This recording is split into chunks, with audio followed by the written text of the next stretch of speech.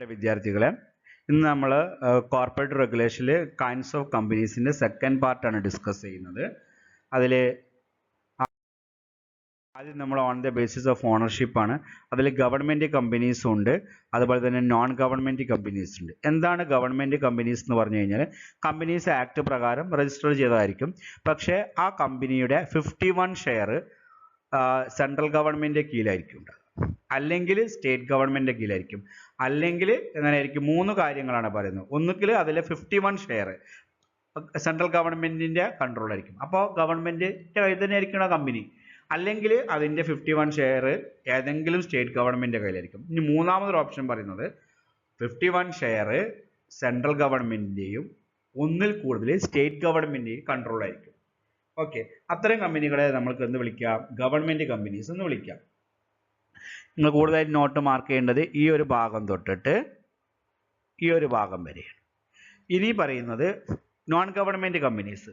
അതായത് ഗവൺമെൻറ്റിന് ഒരു തരത്തിലുള്ള പാർട്ടിസിപ്പേഷനും അതിൻ്റെ ഇക്വിറ്റിയിൽ ഇല്ലെങ്കിൽ എല്ലാ തരം കമ്പനികളെയും നമ്മൾക്ക് എന്ത് വിളിക്കാം? നോൺ ഗവൺമെൻറ് കമ്പനീസ് എന്ന് വിളിക്കാം. ഇനി പറയാൻ പോകുന്നത് on the basis of control. അതിൽ നമ്മൾ ഹോൾഡിംഗ് കമ്പനി എന്നുണ്ട്, സബ്സിഡറി കമ്പനീസ് ഉണ്ട്. അപ്പോൾ ഈ ഹോൾഡിംഗ് കമ്പനി എന്ന് വിളിക്കുന്ന മറ്റൊരു പേരാണ് എന്ത്? Parent company. ഈ ഹോൾഡിംഗ് കമ്പനി എന്ന് പറഞ്ഞു കഴിഞ്ഞാൽ അവർ ഒരിക്കലും മാനുഫാക്ചർ ചെയ്യുകയോ വിൽക്കുകയോ ചെയ്യില്ല. അവരെ കീഴിൽ ഒരുപാട് കമ്പനികൾ ഉണ്ടായിരിക്കും. ആ കമ്പനികളൊക്കെ 51 ഷെയർ അവരെ കയ്യിലുണ്ടായിരിക്കും. ഓക്കെ, അപ്പോൾ അവർക്ക് 51 ഷെയർ ഉള്ള കമ്പനികളൊക്കെ അവരുടെ സബ്സിഡറിയാണ്. സബ്സിഡറി വിളിക്കൽ ഇവരെ എന്താണ്? ഹോൾഡിംഗ് കമ്പനി അല്ലെങ്കിൽ അവരുടെ പാരന്റ് കമ്പനി എന്നാണ്. ഇവിടെ നോക്കുക, ദ ഹോൾഡിംഗ് കമ്പനി ആൽഫബറ്റ് നിങ്ങൾ കേട്ടിട്ടുണ്ടായിരിക്കും. ഹോൾഡിംഗ് കമ്പനീസ് ആൽഫബറ്റ് ആണ്. അവർക്ക് എന്തൊക്കെയുണ്ട്? Which owns Google, YouTube and other ഒരുപാട് കമ്പനികളുണ്ട്. അപ്പോൾ ഹോൾഡിംഗ് കമ്പനി ആൽഫബറ്റ് ആണ്. ആൽഫബറ്റിൻ്റെതാണ് ഗൂഗിളും യൂട്യൂബും, പിന്നെ നെസ്റ്റ് ആൻഡ് അതർ കമ്പനീസ്, ഇത്രയൊക്കെ അവരുടേതാണ്.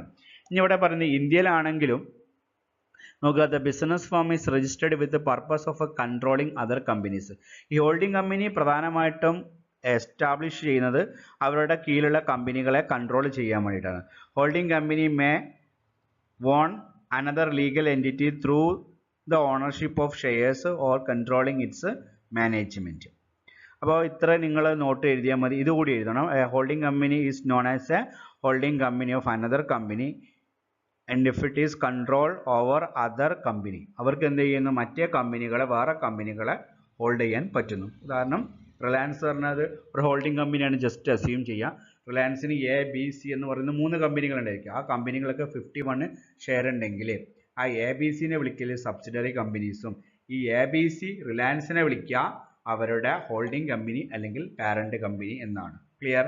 അപ്പോൾ ഉദാഹരണമാണ് ആൽഫബറ്റ് എന്ന് പറയുന്നത്. ആൽഫബറ്റ് എന്ന് പറയുന്ന ഒരു ഹോൾഡിംഗ് കമ്പനിയാണ് അല്ലെങ്കിൽ പാരന്റ് കമ്പനിയാണ്. അവരുടെ 51 ഷെയർ അല്ലെങ്കിൽ 51ൽ കൂടുതൽ ഷെയറുള്ള കമ്പനികളാണ് Google, YouTube, nest and other companies. ഇനി സബ്സിഡറി കമ്പനീസ് എന്ന് നേരത്തെ പറഞ്ഞു. ഹോൾഡിംഗ് കമ്പനികൾക്ക് 51% മേലെ അല്ലെങ്കിൽ 51 ഓർ മോർ ഷെയറുള്ള കമ്പനികളെയൊക്കെ നമ്മൾക്ക് എന്ത് വിളിക്കാം? സബ്സിഡറി കമ്പനീസ് എന്ന് വിളിക്കാം. A subsidiary companies is a business that is owned and either partly or completely by another company. ഈ അനദർ കമ്പനിയാണ് മക്കളെ ഏത്? നമ്മളുടെ ഈ ഹോൾഡിംഗ് കമ്പനി.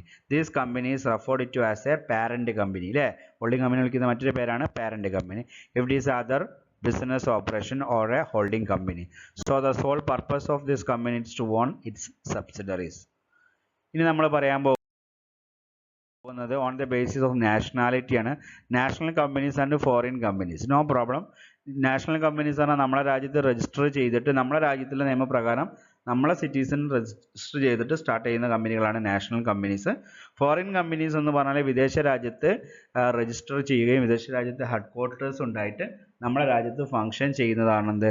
Foreign companies. അവർക്ക് അതിൻ്റേതായ ബന്ധപ്പെട്ട ചില രജിസ്ട്രേഷനൊക്കെ ഉണ്ടായിരിക്കും. ഉദാഹരണത്തിന് ഹുണ്ടായി, അങ്ങനെ ഒരുപാട് ഓട്ടോമൊബൈൽ കമ്പനീസുകൾ, സോഫ്റ്റ്വെയർ കമ്പനീസ് ഒക്കെ ഇന്ത്യയിൽ വർക്ക് ചെയ്യുന്നുണ്ട്. അല്ലേ? ഒക്കെ ഫോറിൻ കമ്പനീസാണ്.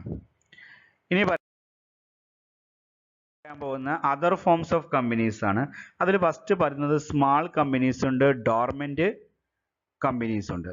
അതിലെന്താണ് സ്മാൾ കമ്പനീസ് നോക്കാം. ഇതൊക്കെ പുതിയ കാര്യങ്ങളാണ് നമ്മളുടെ കമ്പനീസ് ആക്ടിലുള്ള സ്മാൾ കമ്പനീസ്. അതിൽ പറയുന്നത് സെക്ഷൻ 2 ആണ്, സബ്സെക്ഷൻ 2085 ആണ്. അതിന് വളരെ സിമ്പിളായിട്ടാണ് പറഞ്ഞിട്ടുള്ളത്. എന്താണ് ഒരു small company? A company other than public company. ഒരു കമ്പനിയാണ്, അത് പബ്ലിക് കമ്പനി അല്ല. പബ്ലിക് കമ്പനീൻ്റെ ക്രൈറ്റീരിയ എന്താ പറയുക? 7 അൺലിമിറ്റഡ് മെമ്പേഴ്സ് അല്ലേ? അതല്ലാത്ത ഏത് കമ്പനിയെ നമുക്കെന്ന് വിളിക്കാം? സ്മാൾ കമ്പനി എന്ന് വിളിക്കാം. അവർക്ക് അറിയുന്നുണ്ട് having a paid of capital not more than 5 lakh. More than 5 lakh വേണമെന്നില്ല. ഞാൻ പറഞ്ഞു ഈ പബ്ലിക് ലിമിറ്റഡ് കമ്പനിക്ക് ഒരു ക്രൈറ്റീരിയ ഉണ്ടായിരുന്നു, ക്യാപിറ്റലിന് 5 lakh എന്നത് എടുത്തു കളഞ്ഞിട്ടുണ്ട്. എന്നാൽ പോലും 5 lakh അല്ലാത്ത ഒരു 4 ലക്ഷമൊക്കെയാണ് ക്യാപിറ്റൽ എങ്കിൽ അവരെ നമുക്ക് സ്മാൾ കമ്പനിക്ക് പരിഗണിക്കാം. And turnover not exceeding 2 CR. 2 കോടിൻ്റെ മുകളിലേക്ക് എന്ത് ചെയ്യാൻ പാടില്ല? അതിൻ്റെ ടേൺ ഓവർ പോകാനും പാടില്ല. മനസ്സിലായി? അപ്പോൾ 2 ക്രൈറ്റീരിയയാണ് പരീക്ഷയ്ക്ക് ചോദിക്കുകയാണ്. What you mean by small company? Small company എന്ന് പറഞ്ഞാൽ നിങ്ങൾ ഈ 3 പോയിന്റ് എഴുതണം. സെക്ഷൻ 2 സബ്സെക്ഷൻ 85, പിന്നെ അവരെ ഷെയർ ക്യാപിറ്റൽ, പേഡ് ഓഫ് ക്യാപിറ്റൽ എത്ര പാടില്ല? 5 ലക്ഷത്തിൻ്റെ മുകളിലേക്കും പാടില്ല. അവരുടെ വാർഷിക sales turn over more than 2 CR പോകാനും പാടില്ല. ഓക്കെ.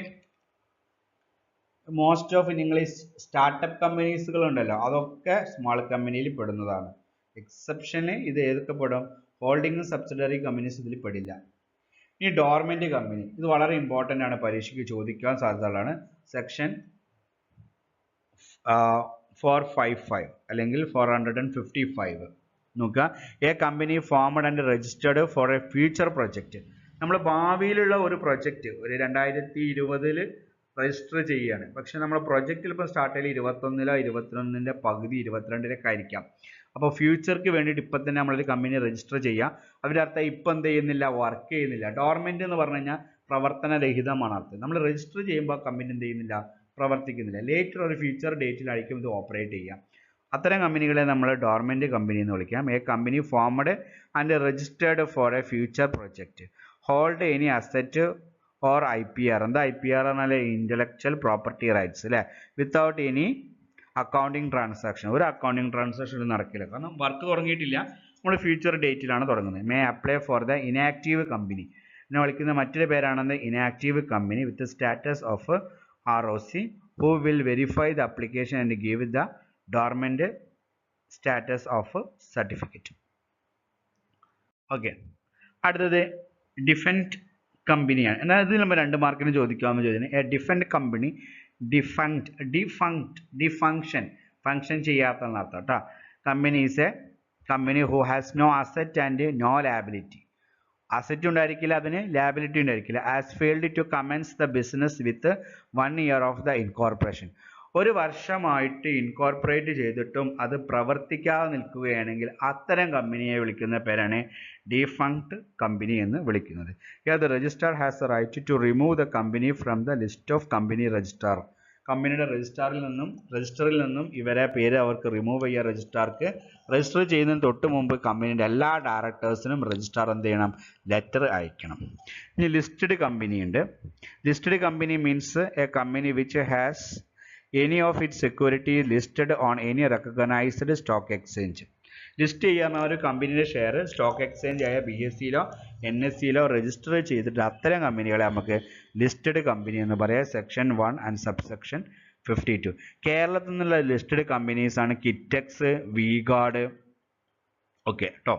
പിന്നെ പറയുന്നത് അസോസിയേറ്റ് കമ്പനി എന്താ നോക്കാം.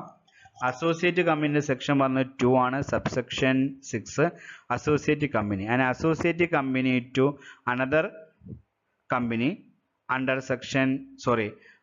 2013 Act means a company in which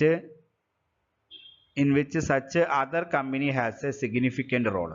associate company എന്ന് പറഞ്ഞു കഴിഞ്ഞാൽ വേറെ ഏതെങ്കിലും ഒരു കമ്പനിയിൽ ഒരു സിഗ്നിഫിക്കൻ്റ് റോൾ ഉണ്ടെങ്കിൽ അത്തരം കമ്പനികളെ നമുക്ക് അസോസിയേറ്റ് കമ്പനി എന്ന് വിളിക്കാം.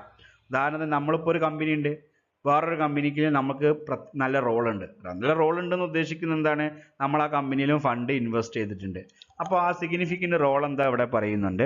Significant influence or role means the control at least 20% of the total share capital. ഇപ്പോൾ വേറെ ഏതെങ്കിലും ഒരു കമ്പനിയിൽ നമ്മുടെ കമ്പനിക്ക് നിങ്ങൾക്കോ എനിക്കോ ആർക്കെങ്കിലും ഒരു കമ്പനിയിൽ 20% ഷെയർ ക്യാപിറ്റൽ ഉണ്ടെങ്കിൽ നമ്മൾക്ക് വിളിക്കാൻ എൻ്റെ അസോസിയേറ്റ് കമ്പനിയാണ് ആ കമ്പനിയെന്ന്. ക്ലിയർ? ഇനി നമ്മൾ വിളിക്കുന്നത് പ്രൊഡ്യൂസർ കമ്പനീസ് ആണ്. Companies act 2013. പ്രൊഡ്യൂസർ എന്ന് പറയുമ്പോൾ ചിത്രം കാണുന്ന കർഷകന്, അതായത് കർഷകൻ ഒരുപാട് ഉൽപ്പന്നം ഉണ്ടാക്കുന്നുണ്ട്. ആ ഉൽപ്പന്നം വേറെ കമ്പനികൾ മേടിച്ചിട്ടാണ് അവർ നമ്മൾക്ക് ഉണ്ടാക്കുന്നത്. ഉദാഹരണത്തിന് ലേസ്, അതുപോലെ തന്നെ ഇങ്ങനെ ടൊമാറ്റോ, കെച്ചപ്പ്, ഇതൊക്കെ കർഷകന് ടൊമാറ്റോയും അതുപോലെ തന്നെ പൊട്ടാറ്റോ ഒക്കെ മേടിച്ചിട്ടുണ്ട്. അപ്പോൾ അവർക്ക് തന്നെ ഇത് സ്റ്റാർട്ട് ചെയ്യാം അല്ലേ? പക്ഷെ അവർക്ക് അതിനുള്ള നൈപുണ്യമോ വിദ്യാഭ്യാസമോ ഇല്ലാത്തത് കൊണ്ടാണ് അങ്ങനെ ഒരു പ്രശ്നം ഉണ്ടാകുന്നത്. അപ്പോൾ അവർക്ക് വേണ്ടിയിട്ട് ഈ ആക്ട് ചെറിയ ഒരു അംഗീകാരം നൽകുന്നുണ്ട്. ആ കാര്യമാണ് producers companies under the companies act. നോക്കാം. Under the section 581 or 581A subsection I, a producer company means any body of corporate having the objects or activities specified in the section 581B and registered as a producer company under this act. The membership of the producer company is open to such people who themselves are primary producer, that is the person engaged in an activity connected with or related with the to the primary produce. എന്താ primary produce എന്ന് പറഞ്ഞു കഴിഞ്ഞാൽ നമ്മൾ ഉണ്ടാക്കുന്ന ആളല്ലേ, ഈ ഇപ്പം എന്തെങ്കിലും ഉൽപ്പാദന വസ്തുക്കൾ ഉണ്ടാക്കുന്ന ആളുകൾക്ക് രൂപീകരിക്കാം. അവരെ പ്രൈമറി ആക്ടിവിറ്റീസിൽ ഇൻവോൾവഡ് ആയിരിക്കണം. അവർക്കാണ് ഇത്തരം കമ്പനികളിൽ എന്ത് കൊടുക്കുക? മെമ്പർഷിപ്പ്, ഓണർഷിപ്പ്, അതായത് ഷെയർ കൊടുക്കുക. ഉദാഹരണത്തിന് the primary produce means the produce of farmers rising from the agriculture അതിലെന്തൊക്കെ അഗ്രികൾച്ചർ ഉള്ളത്? Animal husbandry, horticulture, farming etcetera. ഒരുപാട് കാര്യങ്ങളുണ്ട്. അപ്പം അങ്ങനത്തെ പ്രൊഡക്ഷൻ ആക്ടിവിറ്റി ചെയ്യുന്ന കർഷകർക്ക് സ്റ്റാർട്ട് ചെയ്യാവുന്നതും അതുപോലെ തന്നെ ഷെയർ പർച്ചേസ് ചെയ്യാൻ പറ്റുന്നതും ഒന്നാണ് ഇത് പ്രൊഡ്യൂസർ കമ്പനീസ്. ഇത്രയേ ഉള്ളൂ. വീഡിയോ 2 പ്രാവശ്യം കാണുക. ഡൗട്ട് ഉണ്ടെങ്കിൽ ചോദിക്കാം. ഓക്കെ.